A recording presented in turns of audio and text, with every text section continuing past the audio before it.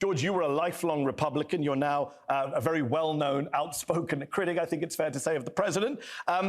Mick thinks it's unfair to talk about fascism, authoritarianism. He didn't accept any of the examples I gave. Why do you think Trump is an authoritarian? Because of the very things that Mick wrote about in 2020. He thought it was possible that Donald Trump would ignore the results of the 2020 election.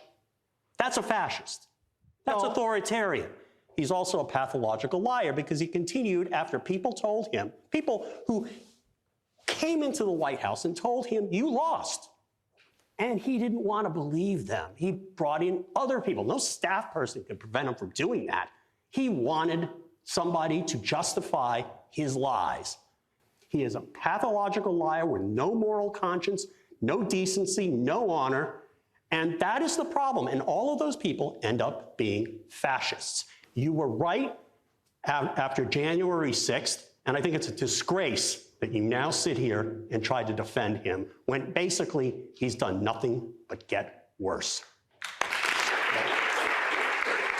I know the information he was getting at the time. And if you were in the White House and every single person who walked in and said, you won, you won, you won, you won, what would you believe? The evidence was to the contrary. They didn't say he won. His own lawyers told him he won. The Justice Department people told him they would resign if they tried to make him. As George points out, the DOJ were telling him he lost. Bill Barr was telling him he lost. The guy's telling me he won was the My Pillow guy. Maybe he shouldn't have been inviting the My Pillow guy into the White House. And Maybe that's disqualifying.